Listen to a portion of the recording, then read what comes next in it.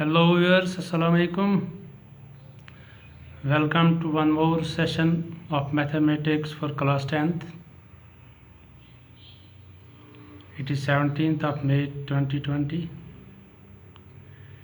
and today we are going to learn some concepts about similar triangles. तो जैसा कि आपको पता है सिमिलर फिगर्स के बारे में, similar figures are those which are same in shape, having same shape, their size में भी डिफरेंट. कोई बड़ी फिगर हो सकती है, कोई छोटी, लेकिन उनकी शेप एक जैसी होनी चाहिए. तो जहाँ तक ट्रायंगल्स का ताल्लुक़ है, सिमिलर ट्रायंगल्स उन ट्रायंगल्स को हम बोलते हैं जिनके कॉरस्पॉन्डिंग एंगल्स एक दूसरे के साथ इक्वल होंगे और जो उनके कॉरस्पॉन्डिंग साइड्स हैं वो प्रोपोर्शनल होते हैं. तो हम सिमिलर ट्रायंगल्स के बारे में एक इम्पॉर्टेंट थ्योरम सीखने जा रहे हैं which is known as basic proportionality theorem, also known as Thales theorem. तो ये बेसिक प्रोपोर्शनैलिटी थ्योरम का स्टेटमेंट देखते हैं पहले. If a line is drawn parallel to one side of a triangle to intersect the other two sides in distinct points, the other two sides are divided in the same ratio. ये theorem का statement है. Theorem बताती है कि अगर एक triangle होगी, कोई सी भी ट्रायंगल, क्योंकि ट्रायंगल के तीन साइड होते हैं, हम किसी एक साइड के पैरेलल कोई लाइन डालेंगे जो बाकी दो साइड्स को इंटरसेक्ट करे अलग अलग पॉइंट्स पर. तो चूंकि बाकी दो साइड्स दो दो हिस्सों में डिवाइड हो जाएंगे, थ्योरम के हिसाब से उन दो साइड्स के जो डिविजन्स हैं वो प्रोपोर्शन होंगे. जैसे यहाँ हम फिगर देखते हैं, ए बी सी एक ट्रायंगल है और डी ई एक लाइन है जो इसको बी सी साइड के पैरेलल है. डी ई लाइन जो बी सी साइड के पैरेलल है और ए बी को डी पर इंटरसेक्ट करती है और ए सी को ई पर इंटरसेक्ट करती है. तो इस तरह से ए बी के दो सेगमेंट बन गए और एक ए डी और दूसरा डी बी. इसी तरह से ए सी के भी दो सेगमेंट बन गए, एक ए ई दूसरा ई सी. हमें ये बताना है कि A D by D B जो रेशो बनेगा वो होगा equal A E by E सी. इस साइड के दो सेगमेंट जो बनते हैं उनका रेशो बराबर होगा इस साइड के जो दो सेगमेंट बनते हैं उनके बराबर. A D by D B equal to A E by E C. यही हमें प्रूव करना है. तो let us try to prove it. तो पहले हम लिखते हैं गिवन, कि क्वेश्चन में हमारे पास गिवन क्या है. क्वेश्चन में हमारे पास एक ट्रायंगल ए बी सी है और एक लाइन जो बी सी साइड के पैरेलल है और इंटरसेक्ट करते हैं ए बी को डी पर और ए सी को ई पर. जैसा हमने यहाँ देखा, ए बी सी ट्रायंगल है, डी ई पैरेलल है बी सी के और ए बी को इंटरसेक्ट करती है डी पर और ए सी को इंटरसेक्ट करती है ई पर. तो प्रूव क्या करना है, A D by D B is equal to A E by E C. जैसा हमने देखा, A D divided by D B equal to A E divided by E C. तो इसके लिए हम कंस्ट्रक्शन करते हैं, थोड़ी सी इस फिगर को थोड़ा ऐड करते हैं ताकि हमें आसानी हो जाए प्रूव करने में. क्या करते हैं, draw D M perpendicular A C and E N perpendicular A B and और join B E and C D. यहाँ देखते हैं हम डी एम जो है ये ए सी को परपेंडिकुलर डालते हैं, इसी तरह से ई एन जो है ये परपेंडिकुलर डालते हैं ए बी को, और हम बी ई को ज्वाइन करते हैं जैसे डॉटेड लाइन जहाँ देखते हैं आप. इसी तरह से सी डी को ज्वाइन करते हैं, ये डॉटेड लाइन जो है. फिर प्रूफ। जैसा कि आपको पता है एरिया ऑफ ट्रायंगल किसके बराबर होता है, 1/2 बेस इंटू हाइट या 1/2 बेस इंटू ऑल्टीट्यूड भी जिसको आप बोलते हो।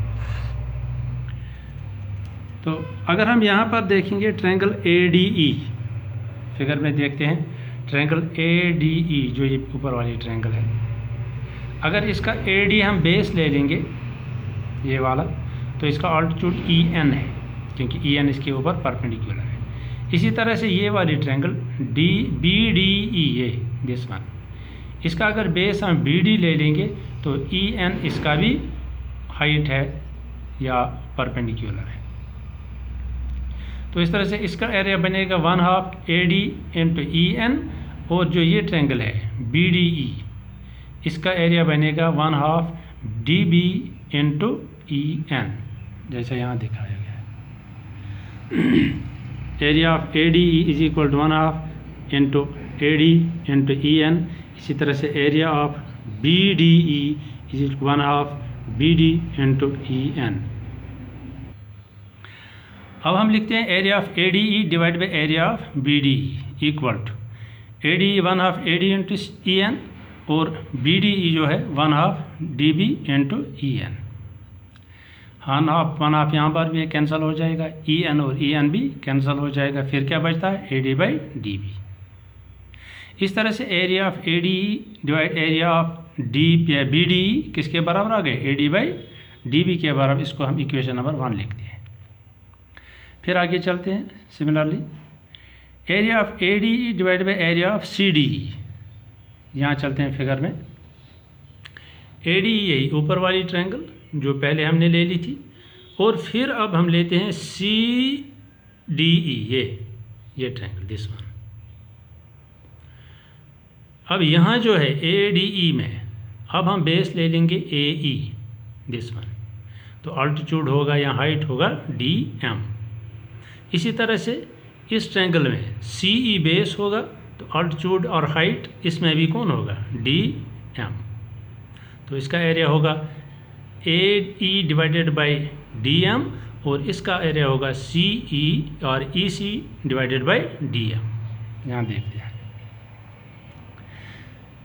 अब यहाँ पर भी 1/2 कैंसिल हो जाएगा, DM और DM कैंसिल हो जाएगा, फिर क्या बचता है AE by EC। Area of ADE divide by area of CDE is equal to AE by EC। This is equation number 2। ठीक है,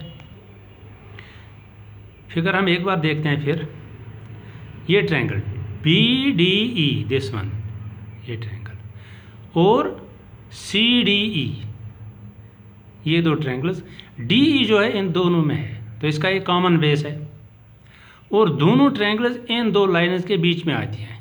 ये ट्रायंगल भी इस लाइन तक जाती है D पॉइंट तक, और ये ट्रायंगल भी कहाँ तक है, C पॉइंट पर, इसी लाइन के। क्योंकि ये दो लाइन्स DE और BC पैरेलल हैं, इस तरह से ये दो ट्रायंगल्स BDE और CDE दोनों ट्रायंगल्स का बेस कॉमन है DE, और दोनों इन DE BE जो BC पैरेलल लाइन जो इनको बीच में है। तो जैसा कि आपने पहले ही सीखा है पिछले क्लास में, triangles on the same base and between same parallel lines are equal in area, वही हम यूज़ यहाँ पर करते हैं। Now triangle BDE and triangle CDE are on the same base DE and between the same parallel lines DE and BC and are therefore equal in area। BDE और CDE जो हमने figure में देखा कि दो ट्रायंगल्स हैं, equal same base पर हैं और between the same parallel lines है, तो इस तरह से जो ऐसी ट्रायंगल्स होंगी वो इक्वल इन एरिया होती है। तो इस तरह से एरिया ऑफ BDE और एरिया ऑफ CDE बराबर होगा। अब यहाँ देखते हैं, यहाँ BDE है और यहाँ CDE है, क्योंकि न्यूमरेटर दोनों का एक ही है ADE। अब डिनोमिनेटर इसका BDE और इसका CDE ये भी बराबर है। जब न्यूमरेटर भी होगा बराबर और डिनोमिनेटर भी होगा बराबर तो वो इक्वल होते हैं। ठीक है, तो इस तरह से ये दो इक्वेशंस जो हैं, फर्स्ट इक्वेशन और सेकंड इक्वेशन, इनका लेफ़्ट साइड बराबर है कि यहाँ पर भी एरिया ऑफ ए डी, यहाँ पर एरिया ऑफ ए डी, दोनों बराबर हैं। यहाँ पर बी डी, यहाँ पर एरिया सी डी, ये भी हमने यहाँ देखा कि ये भी बराबर हैं। इस तरह से इनका, इसका लेफ़्ट साइड और इसका लेफ़्ट साइड इक्वल है। जब लेफ़्ट साइड बराबर होंगे तो राइट साइड भी बराबर होंगे। इसका मतलब A D by D B किसके बराबर होगा? A E by E C. तो हम लिखेंगे from first, second and third we get AD by DB is equal to AE by EC, hence proved। ये तीन इक्वेशंस, पहली इक्वेशन, दूसरी इक्वेशन ये है और तीसरी इक्वेशन ये है। इन तीन को यूज़ करके हम देखते हैं कि AD by DB AE by EC के बराबर होना चाहिए, hence proved। इस तरह से हमने देखा कि अगर कोई भी ट्रायंगल होगी, कोई भी ट्रायंगल, और उसके किसी भी साइड के पैरेलल हम एक लाइन डालें जो बाकी दो साइड्स को इंटरसेक्ट करे, तो बाकी दो साइड्स के जो सेगमेंट दो दो बनेंगे उनका रेशो सेम होगा। उम्मीद है कि आपको समझ आ गया होगा, क्योंकि आगे इसके रिज़ल्ट के ऊपर हमें बहुत सारे क्वेश्चंस करने पड़ेंगे इनको यूज़ करके। तो इसको बड़ी अच्छी तरह से याद करिए, बड़ी अच्छी तरह से इसकी प्रैक्टिस कीजिए, तो ताकि आगे जब हमें इसका यूज़ करना पड़े उसके बाद हमें बड़ी आसानी से हम इसको यूज़ कर सकेंगे। तब तक के लिए खुदा हाफिज़, best of luck, stay home, stay free, खुदा हाफिज़, best of luck, goodbye, thank you for watching.